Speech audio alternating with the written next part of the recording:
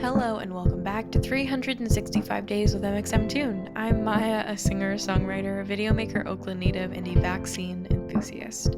I'm also a huge fan of history. I love untold stories, gross facts, hidden secrets, anything weird, dark, and funky from the past.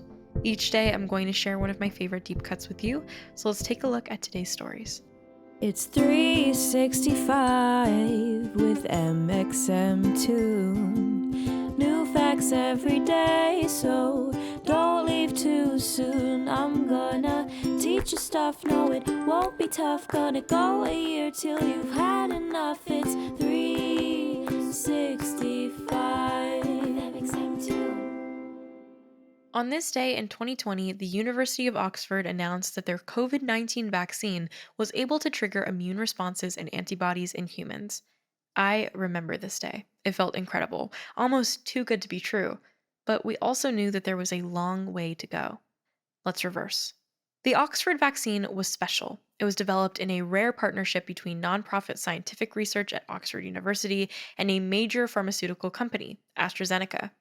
Instead of being developed under the umbrella of one country, the vaccine was intended to be a vaccine for the world, offered for a lower cost than other vaccines, and shared with other manufacturers so that it could be delivered more quickly. So, how is it developed and how does it work? COVID 19 is a disease caused by a new type of coronavirus named SARS-CoV 2.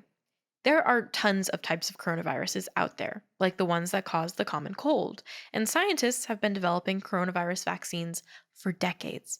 Scientists at Oxford were already working on a coronavirus vaccine, so they had a head start when COVID 19 hit. All coronaviruses have a characteristic spike protein. You've probably seen pictures of the virus cells, how they have those like little funny antennas or crown points all around them. Well, that's the spike. It's the spike that jabs into the cells in our bodies so that way the virus can infect us. Scientists have discovered that if we could neutralize the spikes, we could avoid infection. The virus could be in our bodies, but it wouldn't cause the disease. The way the Oxford AstraZeneca vaccine works is by using a little bit of SARS-CoV 2 DNA. DNA is basically just an instruction manual for our cells on how to build things. Scientists use the part of the DNA with the instructions for the spike protein. Then they put it inside the cell of another virus that causes colds in chimpanzees, but doesn't affect humans. So the chimp virus became the package for the coronavirus DNA to enter our bodies.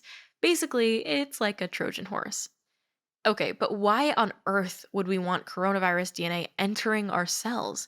Well, the incomplete DNA by itself can't infect us, but it can teach our cells how to fight the virus. When the DNA enters a cell, our bodies read the instructions and start constructing the spike proteins. At the same time, because the Trojan horse package was a chimp virus, our immune system is setting off alarms all throughout our body. These alarms cause our immune system to target the spike proteins and learn how to neutralize them. Then it stores that memory for any future invasions. If, after you're vaccinated, you get exposed to SARS-CoV 2, your immune system remembers what to do and neutralizes the spikes before they can infect any cells. Pretty incredible, no? By 2020, Oxford had already developed this exact vaccine model for other viruses. All they had to do when the new coronavirus came along was change the spike protein information to match it. Since Oxford had a head start on the vaccine, they were able to move to animal trials early in 2020 and the first phases of human trials in April 2020. Because of the urgency of the pandemic across the world, scientists, drug manufacturers, and governments all came together to focus on this one disease. So, processes that could normally take years only took a few months without cutting any corners. By July 20th, Oxford had confirmed that their vaccine successfully taught the human immune system to fight SARS-CoV 2. By the way, if you're nerding out over vaccines with me, try listening to our February 23rd episode about the polio vaccine, or our January 10th episode about a vaccine for the bubonic plague. Well, anyways, back to Oxford AstraZeneca. Unfortunately, they did hit a few snags along the way. They made a few mistakes in one of their biggest trials by accidentally giving some people only half their dose. However, even half a dose is extremely effective, so this wasn't a huge deal. They've also had some production delays. And like the similar Johnson & Johnson vaccine, it was linked to an extremely rare but potentially deadly blood clotting condition.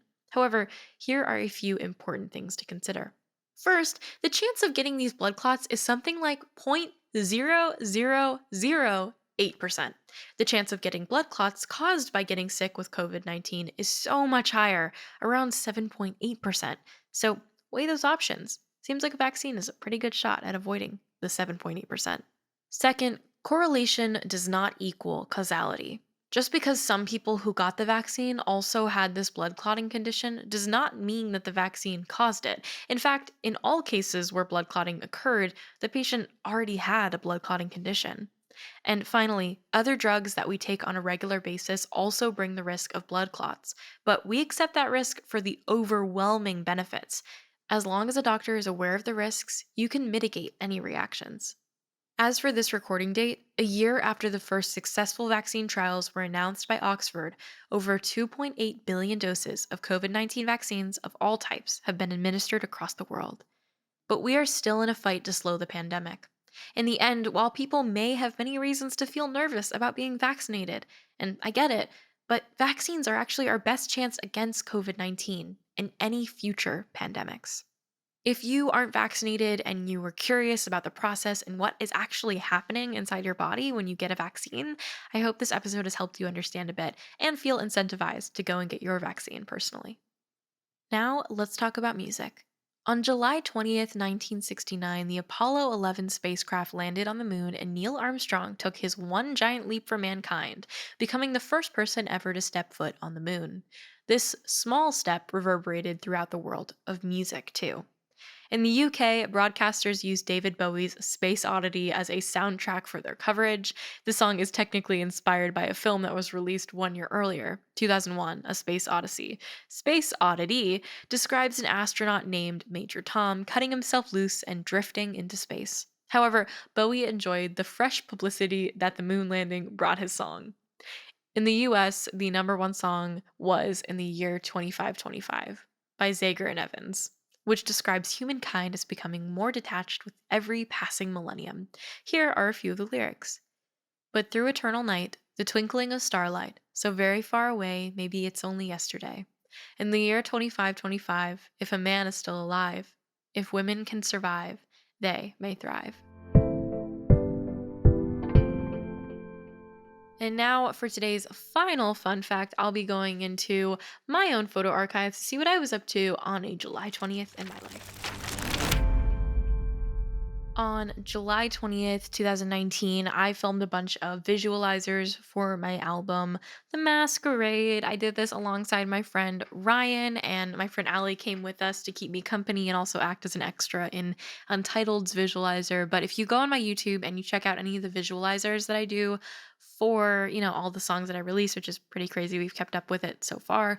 But all of those videos were shot for The Masquerade on the same day.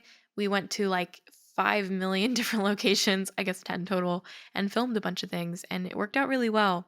But it was a really fun day, and it was honestly just a really cool opportunity for me to spend time with two people that I think are awesome and get to just hang out with them, because I find that it's rarer and rarer for me to be able to do that with the people that I love as I get older. So trying to appreciate those moments a little bit more.